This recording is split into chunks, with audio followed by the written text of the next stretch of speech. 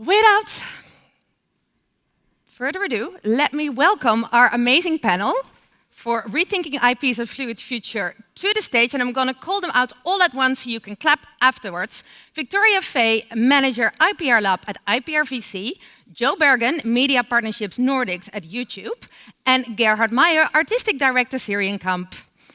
There we go. Give them a hand.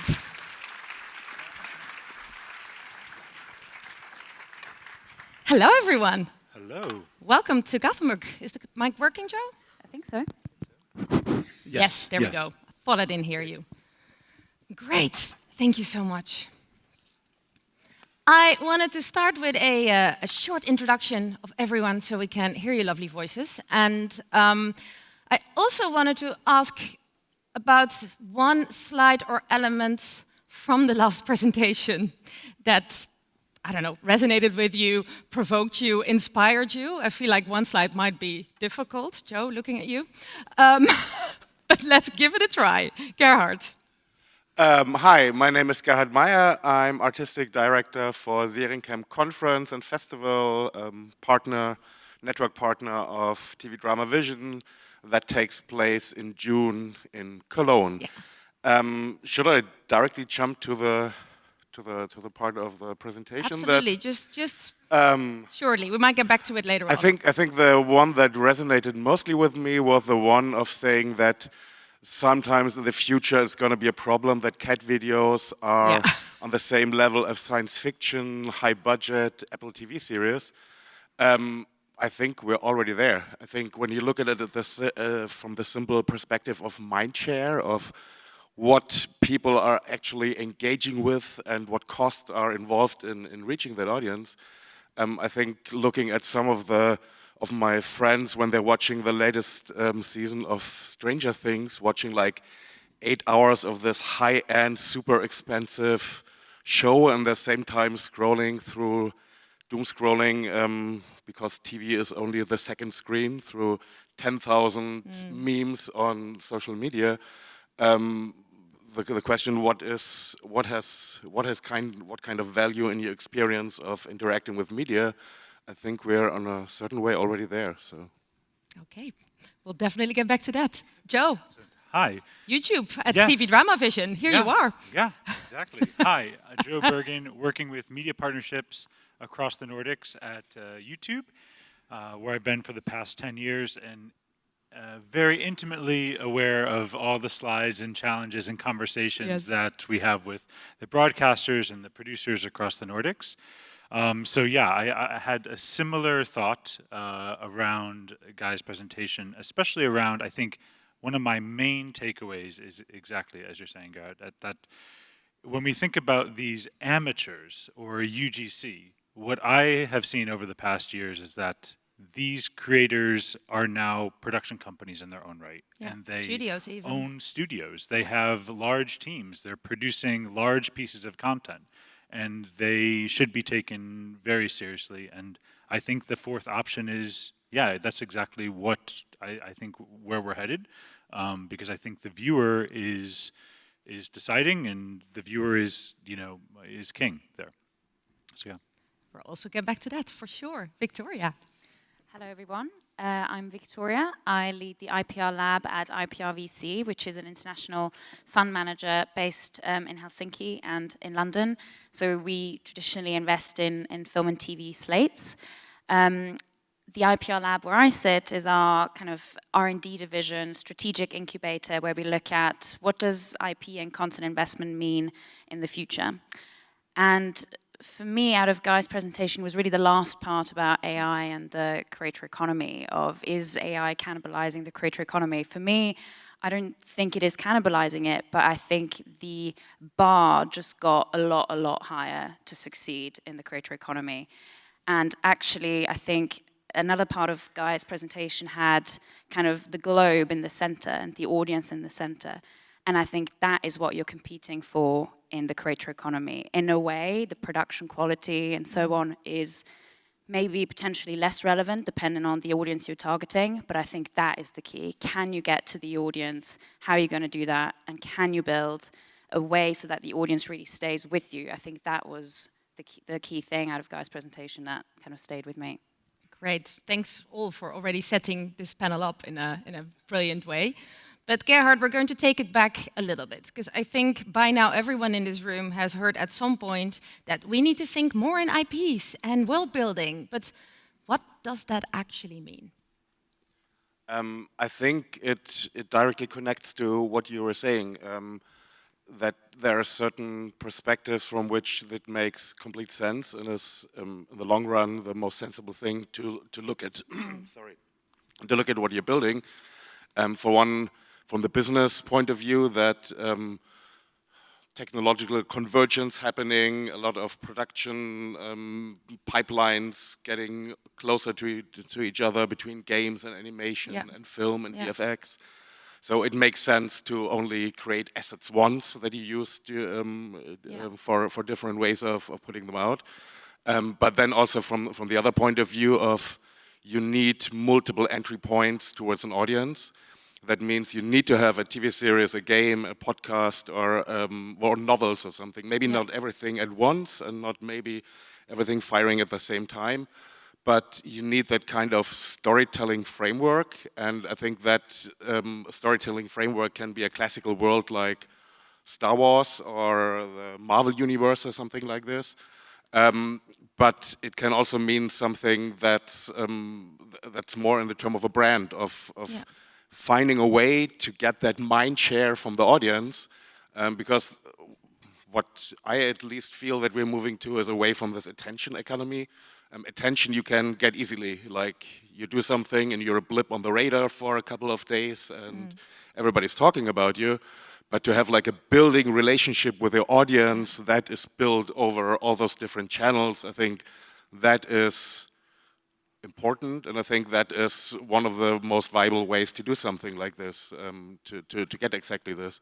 And for world to be viable, to be good, to have that, either this deep set of lore and world rules that people can relate to, like Marvel, like Warhammer 40K.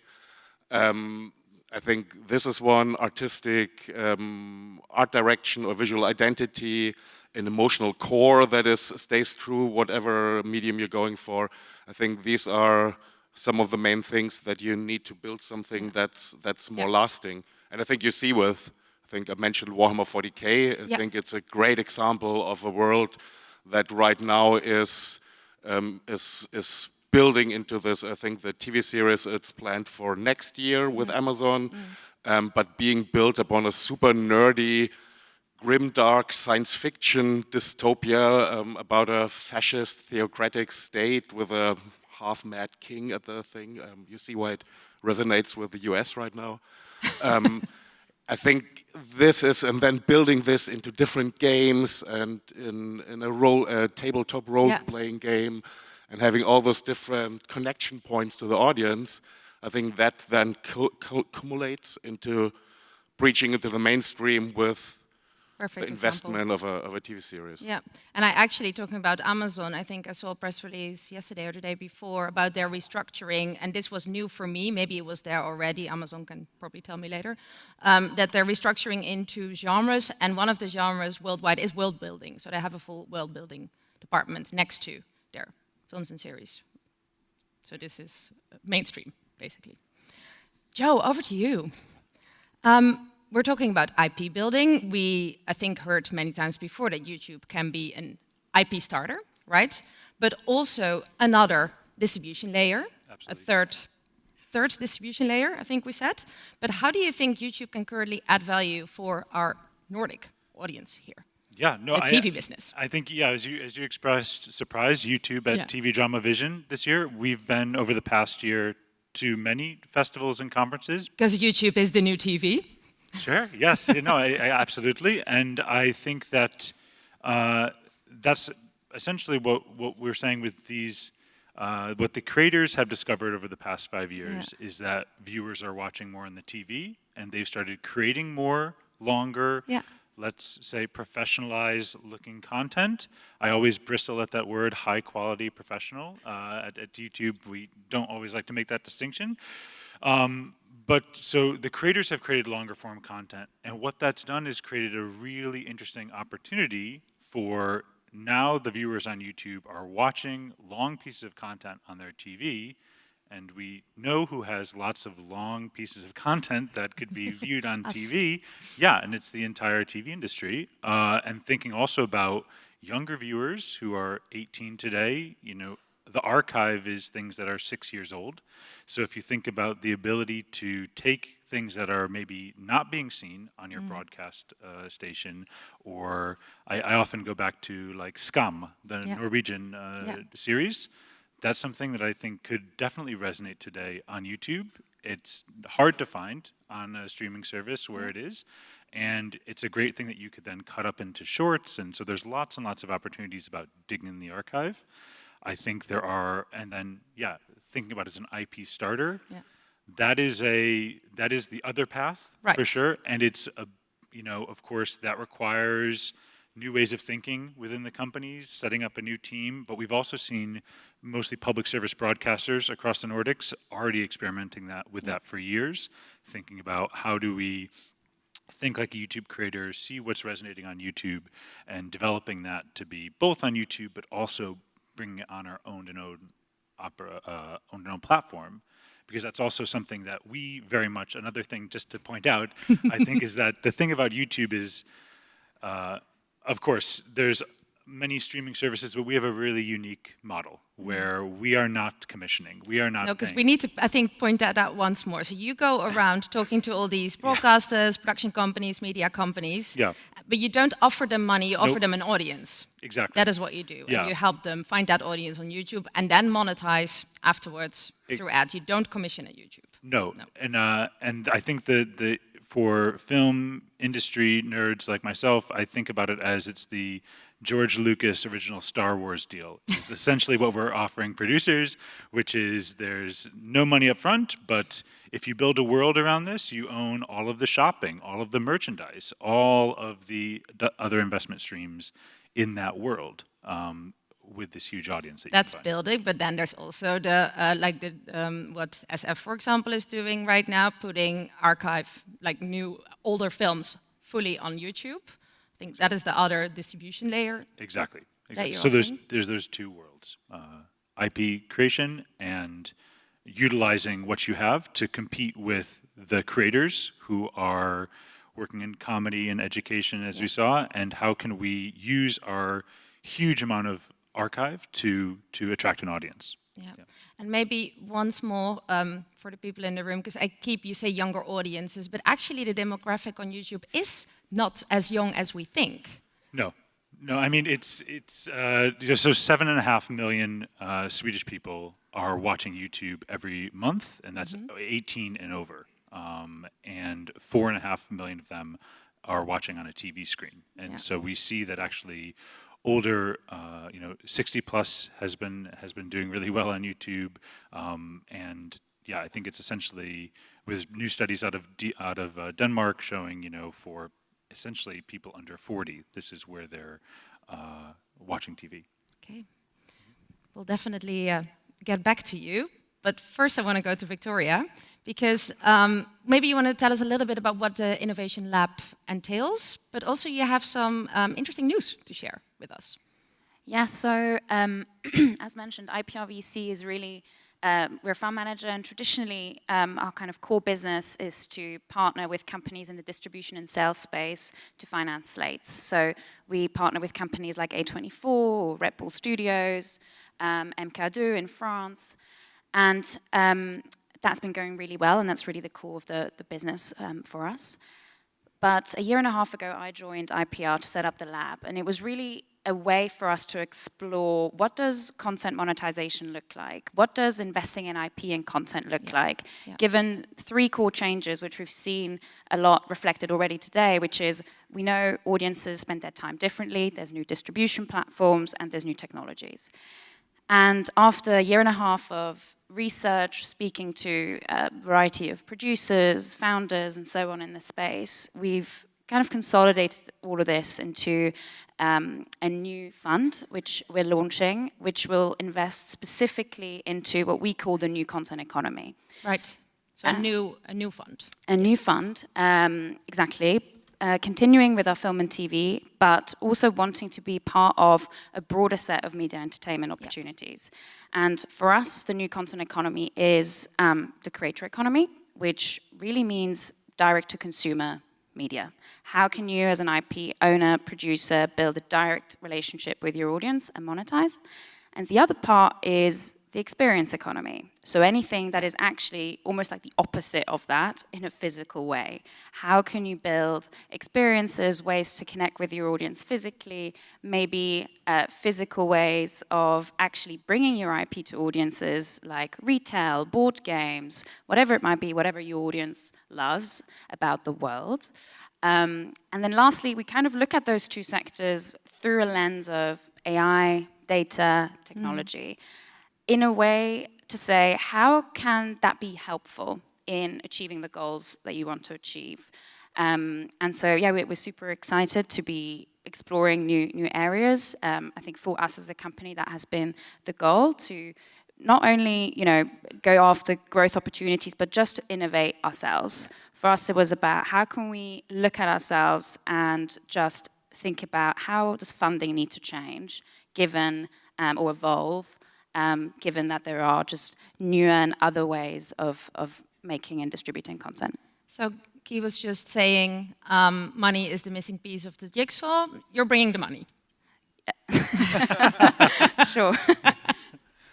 How do we tap into that? How will this work? How do you build a portfolio? How will the investment structure be? So we're still in the early stages of this, so I'll be able to give a bit more detail in the future. But I think one thing I'd like to mention, which kind of goes to what Gerhard was saying about the kind of world building. I think one thing we've seen over the year and a half of really digging deep into this is that we started to look at IP as brands, and we call them kind of internally IP brands. And it is very much about how do you have the audience in the center and how do you build around that. And I think when we look at opportunities that are in the digital world as well as the physical world, that is exactly that. And I think the core point of that is also that it is all about tapping into niche audiences and very specific interests. And actually, the more that is, the better. And I think the whole point is not to say we have to reach as many people as possible. It's about how can we reach the super consumers, the super watchers, the people who really love this, and actually super serve them.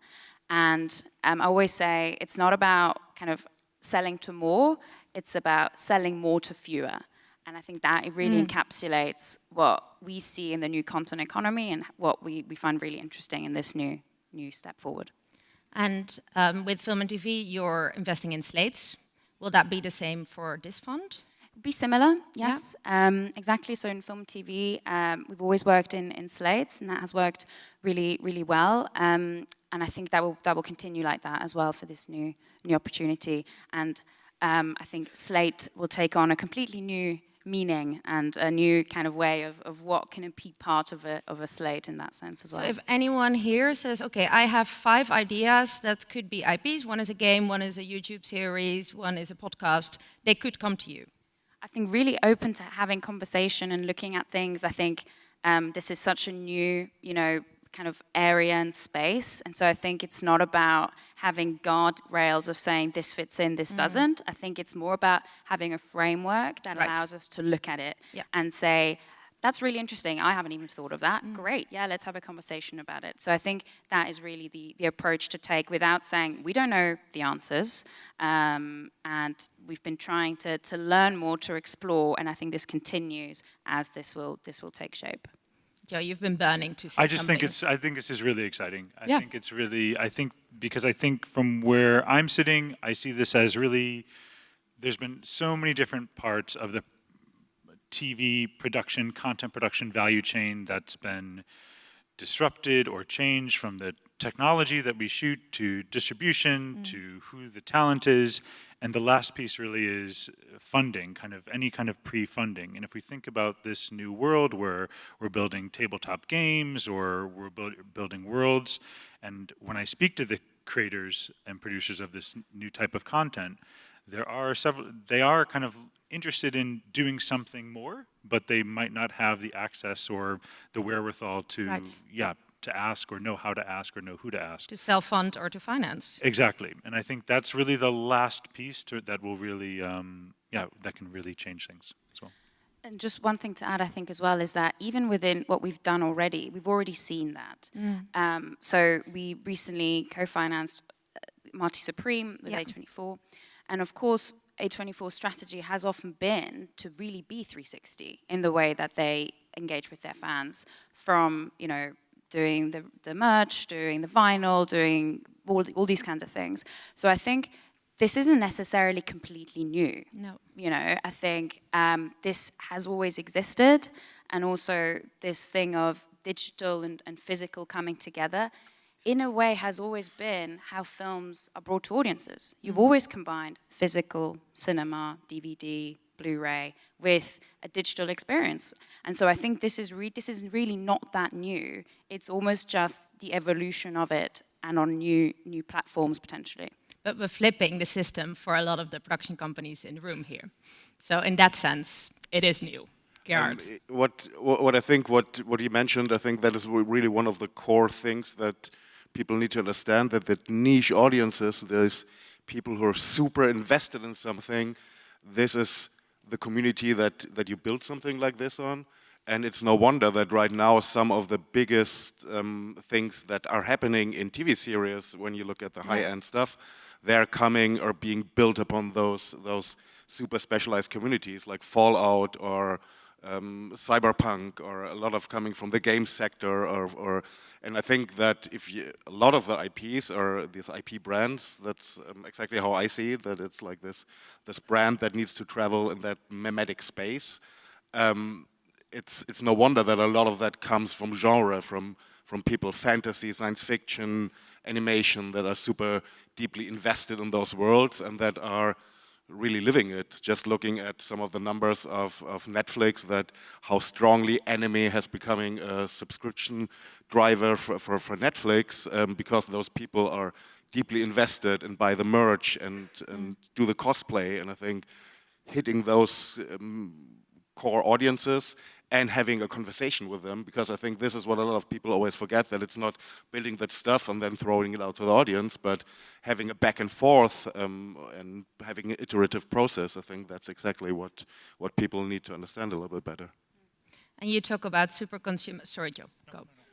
You talk about super consumers. We saw that about the microdrama. That is like that sentence. Super consumers. Super consumers. And anyone who's indeed been at the markets will have heard microdrama so many times. Joe, do you notice any of these microdrama super consumers on YouTube? Is that really taking off? Well, I think that I recognize the graph that the guy showed for microdrama consumption.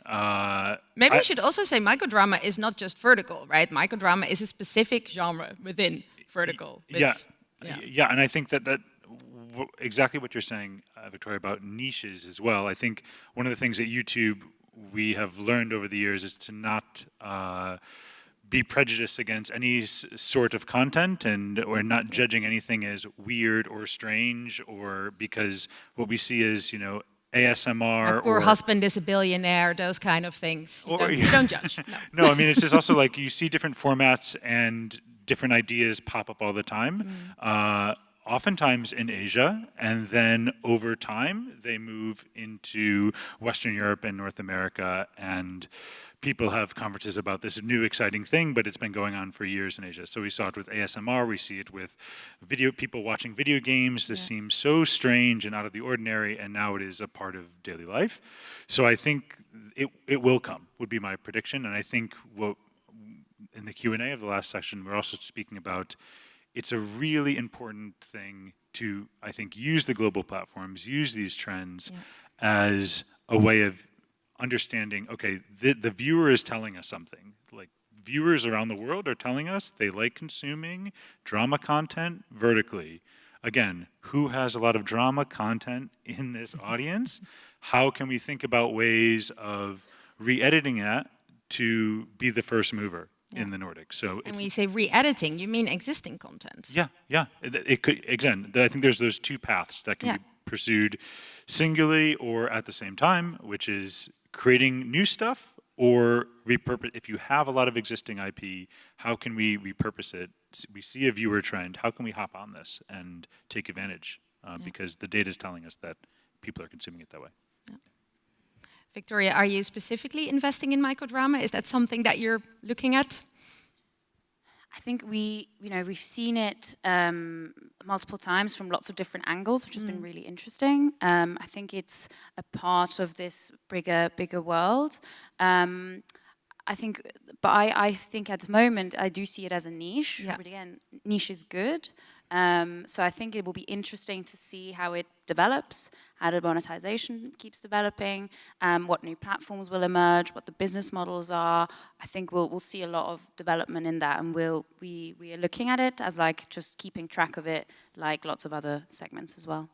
And sorry. I would just say, again, to the point about things, 5 years ago, we saw the Turkish broadcasters uploading full episodes onto YouTube, and people thought that was so bizarre and so out there.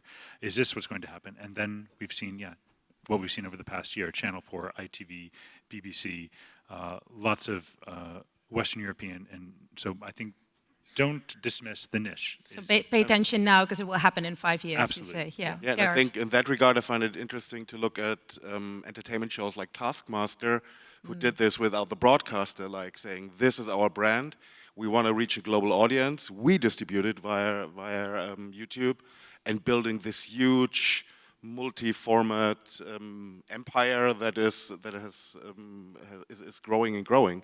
And in terms of this vertical versus microdrama, I think you know that I'm a big lover of vertical visual culture and collecting and categorizing it in a lot of ways. Talk to him later. He has a whole lecture and a presentation. It's quite interesting. And I love what's happening there, and seeing also how it changed, what audiences want out of a certain, if you have this fast-moving stream, what do you need to do to catch an attention, and who's using it to do what with it, and I love that. Microdrama, I'm a little bit torn. I love some of the stuff, especially from China and Korea that's coming there, because it's this super fast-paced, completely rewiring the ways that stories are being told. Some of the stuff that we see popping up and being successful, it's like crack cocaine is successful because it's like triggering this addictive dopamine stuff, and together with the gamification that I hear of people saying to me is like, I've been on this platform and I found out after the weekend that I spent like 35 euros on watching like 2 shows. It's like, so wow, there is an addictive thing going on there. It's going to be interesting how it evolves, and it's going to, because right now it seems like it's the pure paramount of serialization, of churning a lot of stuff out there very quickly, very cheaply, and some of that sticks and pays for the slate, and a lot of stuff doesn't get picked up for whatever reason. So it's going to be super interesting what's happening there, but I'm a little bit skeptical from a maybe personal opinion point of view. Okay. Well, we didn't talk about yet, because we talked about, okay, if we need to with this IP thinking, if we need to start self-financing, there is private equity indeed coming into this space. There is the possibility to tap into other soft money, because there are innovation funds, etc. But brands are also coming into this equation. And when we talk about microdrama, Procter & Gamble just financed a whole microdrama, which is basically taking us back to soap, right?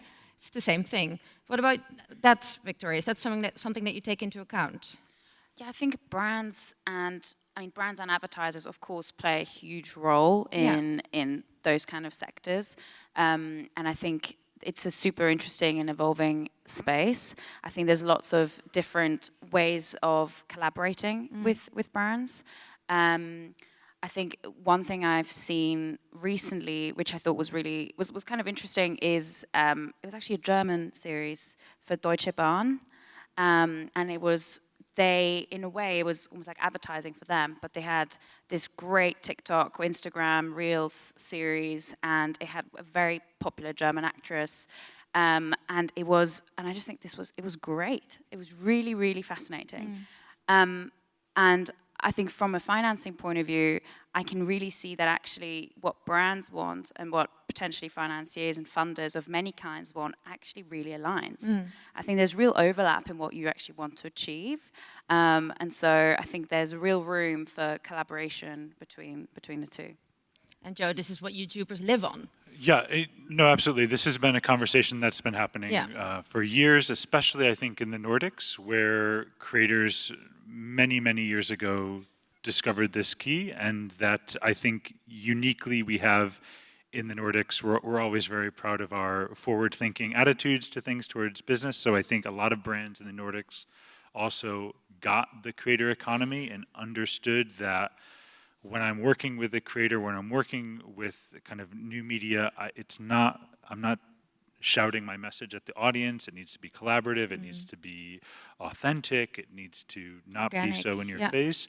And so I think that's a really key part. And we've seen that more and more, where this kind of convergence of creators and brands has been happening for a while. And there's a lot of brands that are trying and want to become creators and want you to subscribe to their YouTube page and consume their organic content. So I think Question is if they're skipping our scripted industry and go straight to the creators right now. I think so. If you look, especially what's happening in the last year in the social media space, that the way that some of the most forward-thinking, visually distinct brands are, how they're also the way how they work with the creators is changing. That they're really picking the people who have that very unique hook with which they can be identified as creators, and they merge those two brands with each other.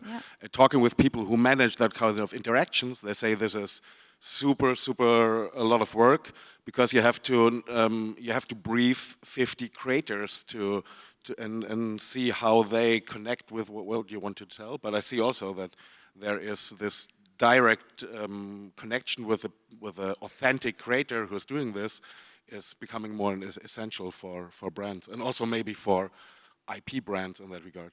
Yeah. I just want to say as well, everyone in this room that writes and has a camera is a creator. It's not an industry or a creator. We're all creators. If you shoot things on a video, you're a creator.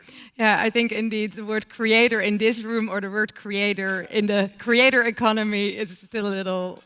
There is a distinct, but you're right. I see the same. It's the same. I think that's a mind shift that kind of is that. That's really what I'm preaching here. Is that if you create content, you are a creator, and you can take advantage of And I think there's something super empowering in this, because if you look at what people like Critical Role is doing, that you have a bunch of nerds sitting around a table playing a role-playing game and creating a podcast out of it. And what they built in the last few years, it's like a empire. It's like they do games, they have their own role-playing set, they're filling stadiums with people listening to them play live up on stage, and it's just people, and Pierre Puget, who's somewhere here in the room, he's always preaching this, is like, sit down and do your thing and create your stuff. And that's, because then it's like you own it, and you own via YouTube the channel of distribution. I think this is one of the biggest challenges to the industry that we're in, is that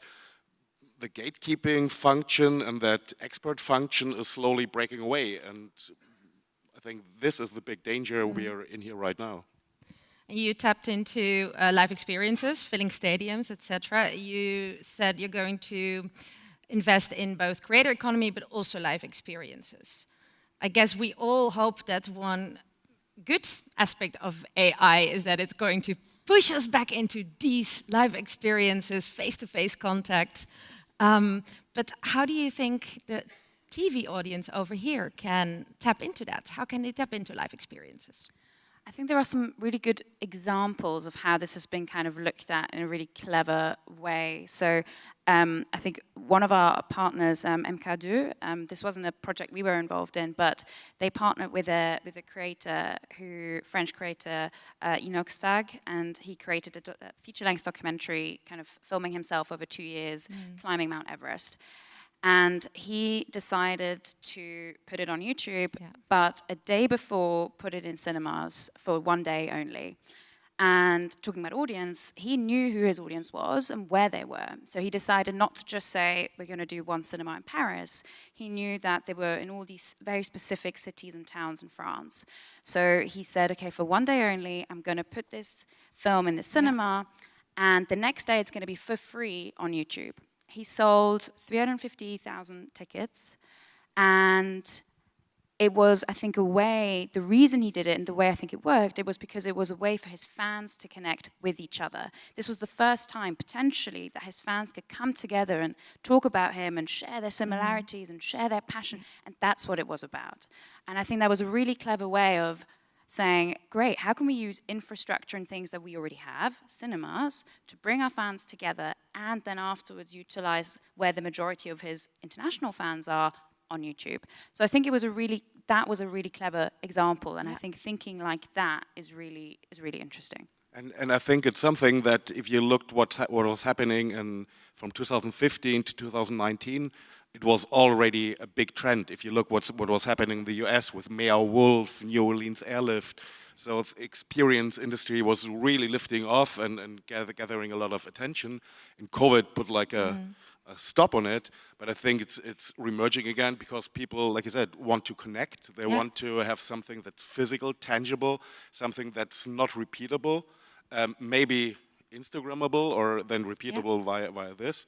But I think it's also something that's, for me, the highest form that a brand or IP brand or anything can reach, because in terms of mind share, looking at cosplayers, someone sits there and builds a costume of your character for 150 hours just to be together with his other community in doing this. And I think this is like the highest thing that you can strive for.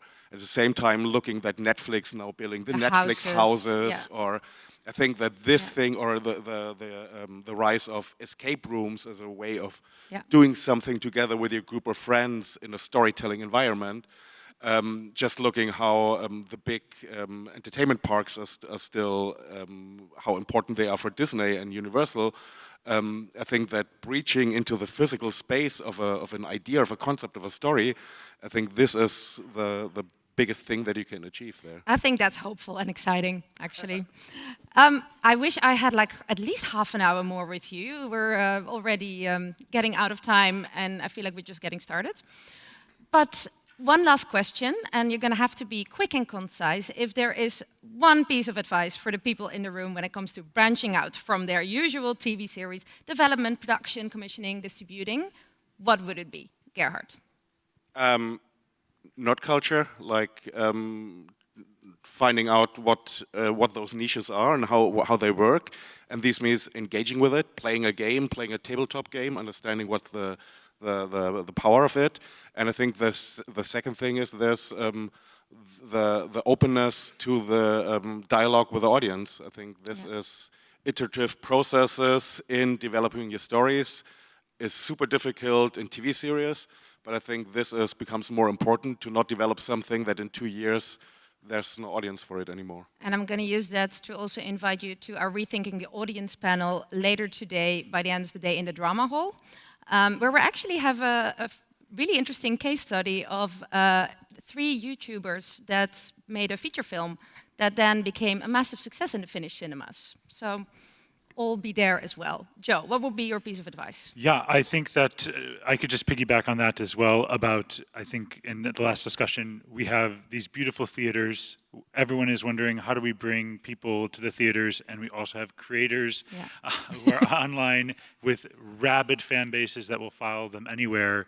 Maybe we should combine that more, like MK2 has done in France. Collaborate. Victoria, last but not least. I think it's almost not being afraid to experiment, to pivot quickly, to change people's minds. I think there are no real rules, and I think that's really exciting. I think the future might be a little scary, but definitely exciting. Please give our amazing panel a hand. Gerhard, Joe, and Victoria, thank you.